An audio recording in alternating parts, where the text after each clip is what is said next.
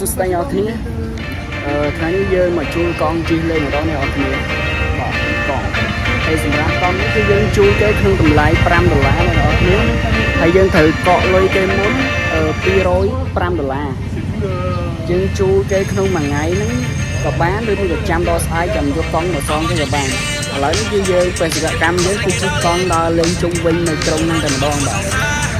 chấn dân chặt đàn khi ta ngọt nhất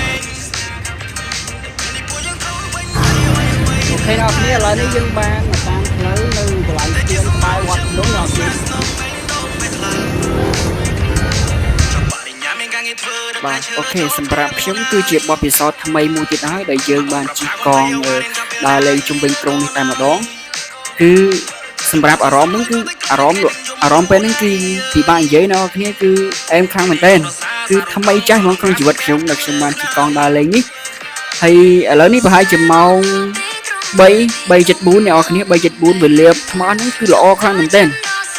ហើយគោលបំណងក្នុងការជិះកង់របស់ខ្ញុំនេះគឺជិះកង់ដើររកគូព្រេងអ្នកនរគ្នា Oh my god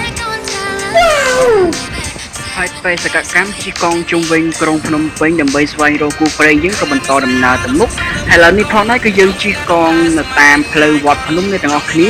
ហើយយើងជិះកលឹងវត្តភ្នំមកជុំមើលថាវាយ៉ាងម៉េចអាចឃើញគូព្រេងយើងនៅម្ដុំហ្នឹងដែរទេសម្រាប់អារម្មណ៍ខ្ញុំគឺខ្ញុំមានអារម្មណ៍ល្អខ្លាំងមែនទេអ្នកនរគ្នាគឺ feeling good តែម្ដង rate 10 លើ10000ហ្មងអ្នកនរគ្នាអ្នកនរគ្នាអាចសាកល្បងធ្វើអញ្ចឹងដូចខ្ញុំបានបាទមានពេលទំនេរអីជិះកង់ដើរលេងអញ្ចឹងនៅជុំវិញក្រុងបើសិនជាអ្នកទាំងអស់គ្នាមានការងារណាធ្វើ8ម៉ោងអីអញ្ចឹងចេញពីម៉ោង4ម៉ោង3ល្ងាចអីមិនដឹងថាជាល្អយ៉ាងណាទេបើសិនជា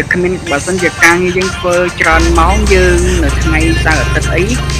អូខេយើងអាចឆ្លៀតឱកាសជិះពេលវេលាយើងជិះកង់ដើរលេងអញ្ចឹងអ្នកនរគ្នា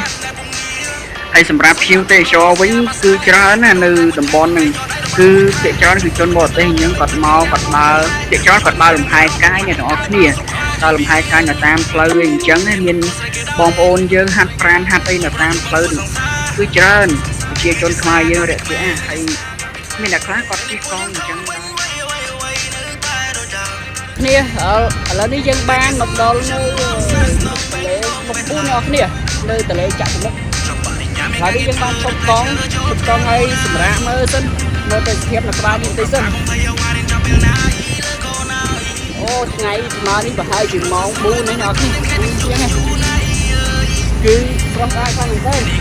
តែស្ថិតគឺជាបទពិសោធន៍ថ្មីទៀតសម្រាប់ខ្ញុំអ្នកគ្នាគឺជិះកង់ដើរលេងអត់ដើរធ្លាប់តែដើរលេងអញ្ចឹងលើកនេះនិយាយថាជិះកង់លេងហ្មង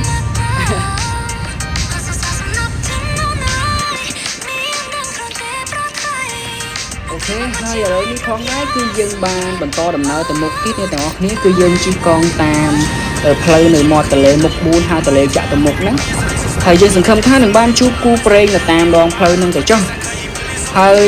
អ្នកទាំងអស់គ្នាអាចសាកល្បងជិះកង់ដើរលេងអញ្ចឹងដូចខ្ញុំបានអ្នកទាំងអស់គ្នាគឺអារម្មណ៍ថ្មីល្អមែនទែនសម្រាប់យើងហើយជាឱកាសនេះផងដែរគឺខ្ញុំចង់និយាយបន្តិចពាក់ព័ន្ធជាមួយនឹងគុណសម្បត្តិនៃការជិះកង់បាទហើយសម្រាប់ការជិះកង់នេះគឺល្អខ្លាំងមែនទែនសម្រាប់សុខភាពរបស់យើងគឺយើងជួយឲ្យសុខភាពយើងរឹងមាំសុខភាពល្អធន់នឹងកម្ដៅធន់នឹងអាកាសធាតុហ្នឹងអញ្ចឹង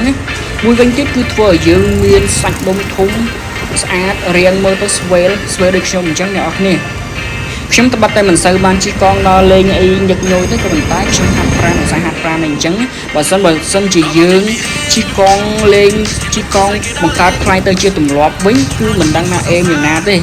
ហើយសម្រាប់នៅតាមដងផ្លូវវិញយើងឃើញថាមានបងប្អូនប្រជាពលរដ្ឋខ្មែរយើងច្រើនណាស់អ្នកនរគ្នាគាត់ដើរលំហែកាយនៅតាមដងផ្លូវអញ្ចឹងហើយពួកគាត់រុះរាយខ្លាំងមែនទែនរុះរាយរាក់ទាក់ចំពោះយើងណាហើយយើងគាត់ឃើញខ្ញុំជិះកង់ឲ្យថតវីដេអូលេងអញ្ចឹងគាត់ក៏មកសួរនាំយើងអីអញ្ចឹងសួរថាអូនមកពីខេត្តណាស្រុកណាអញ្ចឹងខ្ញុំក៏បានឆ្លើយប្រាប់គេវិញថាខ្ញុំមកពីខេត្តកពតស្រុកកំពង់ត្រាយអីអញ្ចឹងគេគ្រាន់តែឮថាអ្នកមកពីស្រុកកំពង់ត្រាយគឺគេភ្លេចហ្មងអ្នកនរគ្នាគេថាអូកំពង់ត្រាយថាអូហើយបងស្គាល់កំពង់ត្រាយដែរមែនស្គាល់តាល្បីអូកំពង់ត្រាយឥឡូវល្បីអ្នកនរគ្នាហើយអ្នកកំពុងត្រាយបើសិនជាឃើញវីដេអូនេះកុំភ្លេចចូលទៅ comment អូខេម្នាក់មួយផងអ្នកនរគ្នា ងត្រាយឥឡូវល្បីមានគេឈ្មោះហើយយើងសម្រាប់ការជិះកង់នេះគឺវារៀងហត់បន្តិចទាំងអស់គ្នាហត់ណាឥឡូវនេះយើងបានឈប់សម្រាប់បន្តិចឈប់សម្រាប់នៅផ្លូវមុខវាំងអ្នកនរគ្នាអូទិញឥឡូវយើងបានចតកង់ឈប់នេះយើងជិះមកមួយថ្ងៃយូរដែរមានអារម្មណ៍ហត់ដែរអញ្ចឹងយើងសម្រាប់ផឹកទឹកផឹកអីហើយចាំយើងបន្តទៅមុខទៀតមានអាឡាតេទេចាអាឡាតេមួយកាត់អាដបម៉ាន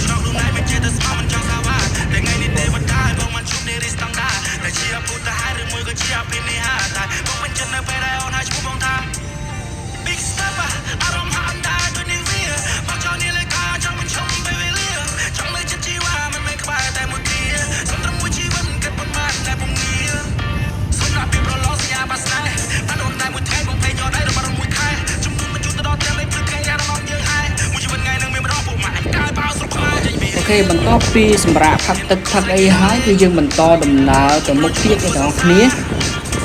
អូខេហើយសម្រាប់ភៀវទេសចរដែរមួយចំនួនធំគឺខ្ញុំសង្កេតឃើញថាមានជនជាតិចិនអ្នកនរគ្នាជនជាតិចិនមកលេងច្រើននៅក្បែរវាំងអ្នកនរគ្នាហើយកន្លែងនេះគឺគេទិញការទិញអីចឹងមកគោរពសក្ការៈអ្នកនរគ្នាគោរពសក្ការៈមកបន់ស្រន់បន់អីអញ្ចឹងណាហើយអូខេនៅតាមដងផ្លូវមាត់ទន្លេមានការលូកអូខេមានលូកអីវ៉ាន់លូកអីច្រើនណាចម្រុះអ្នកនរគ្នាមហូបញ៉ាំមហូបអីអញ្ចឹងអ្នកនរគ្នាធ្លាប់មកលេងហ្នឹងគឺដឹងស្រាប់ហើយតែនេះខ្ញុំមកលេងច្រើនដងហើយតែសម្រាប់ការមកលេងក្នុងលក្ខណៈបែបនេះគឺវាថ្មីសម្រាប់ខ្ញុំគឺការជិះកង់ដើរលេងអញ្ចឹងគឺវាថ្មីចាស់ហ្មងអូខេយើងបន្តដំណើរទៅមុខទៀតឥឡូវនេះយើងបានមកដល់ណាទេអ្នកនរគ្នានឹងដល់ណាដល់ណីយើងជិះទៅចិត្តពេលសកម្មយើងដើររកទីស្រីដល់អ្នកនរគ្នាឥឡូវនេះយើងបានមកដល់ស្ពានអិនតនូអ្នកនរគ្នាក្រោយគឺស្ពានអិនតនូបាទ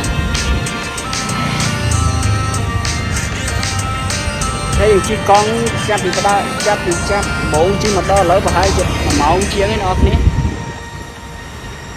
ហើយបន្ទាប់ពីចុះពីលើស្ពានអន្តនូទៅគឺយើងបន្តដំណើរចង់ជិះទៅលើស្ពាននារីម្ដងនេះបងប្អូនព្រោះអីស្ពាននារីនៅក្បែរនឹងដែរជិះកង់បែបឯករាជ្យភាពអញ្ចឹងមើលទៅម្យ៉ាងដែរនេះបងប្អូនអាចសាកល្បងតាមខ្ញុំបានហើយជិះកង់ម្នាក់ឯងអញ្ចឹងណាទទួលបានបរិយាកាសថ្មីអ្នកនរគឺម្យ៉ាងដែរជិះកង់ដើរលេងត្រង់ពេលល្ងាចឡើងអញ្ចឹងបើថាធ្វើការងារណា8ម៉ោងអីទំនេរម៉ោង4 5យើងជួលកង់ទៅជិះដើរលេងប្រែស្រាញ់អ្នកនរគ្នាគឺជិះបែបអ្នកស៊ីងកលអញ្ចឹងណាបើមានសង្សារស៊ីងកលវាស៊ីងកលវិញណាស៊ីងកលវាមានអារម្មណ៍ថាមានឯករាជ្យជាងហើយមានសង្សារអញ្ចឹងដើរលេងតែម្នាក់អីវាស្រួលម្យ៉ាងដែរ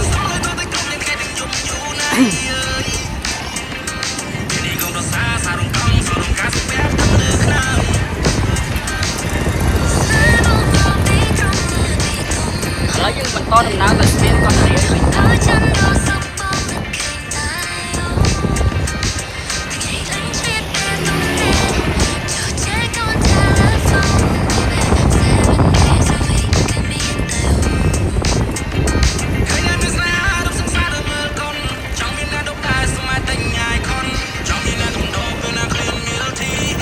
នេះខាងក្រោយខ្ញុំគឺជាស្ពានកោះនារីអ្នកនរគ្នាឥឡូវនេះយើងបានមកដល់ស្ពានកោះនារីហើយអូហត់ដល់មកដល់ណាឥ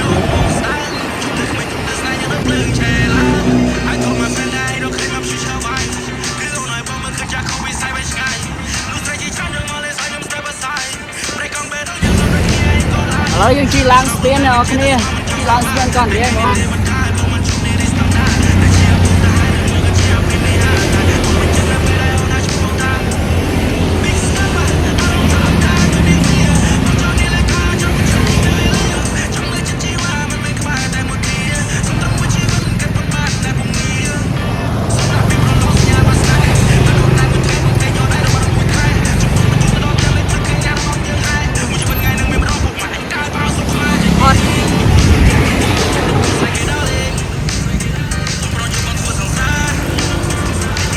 ហើយសម្រាប់ការជិះកង់ឡើងលើស្ពាននារីនេះគឺហត់សាហាវអ្នកនរគ្នាហត់ទ្រាំតឡើងផុត ឡើងមកដល់ស្ពានហើយផុតទៅវិញគឺចង់តន់ជើងអ្នកនេះតន់ជង្គង់អស់ហត់ក៏ប៉ុន្តែសប្បាយខ្លាំងមែនទែនសម្រាប់អ្នកអឡូនអញ្ចឹងយើងសប្បាយបែបអឡូននេះឥឡូវនេះយើងបានជិះផុតស្ពានរលាយឡើងផុតហើយសម្រាប់ទីនេះដែរគឺជាសួនកំសាន្តកោះនរាអ្នកនរគ្នាហើយបេសកកម្មជីកង់ជុំវិញក្រុងដើម្បីស្វែងរកគូព្រេងរបស់យើងក៏ឈានដល់ទីបញ្ចប់ហើយអត់ទទួលបានជោគជ័យទេគូព្រេងខ្ញុំនាងនៅមិនតាន់កើតទេខ្ញុំជីកង់ទៅតែនឹកឃើញថានាងមកបយោសពខ្ញុំថានាងនៅមិនតាន់កើតអញ្ចឹងណាហើយក៏សូមអរគុណអ្នកនរគ្នាដែលបានតាមដានវីដេអូខ្ញុំតាំងពីដើមរហូតដល់ចប់ហើយជូនពរអ្នកនរគ្នាជួបតែសេចក្តីសុខចម្រើនរកស៊ីមានបានសុខភាពល្អជួបគ្នានៅវីដេអូក្រោយសូមអរគុណសូមគោរពជម្រាបលា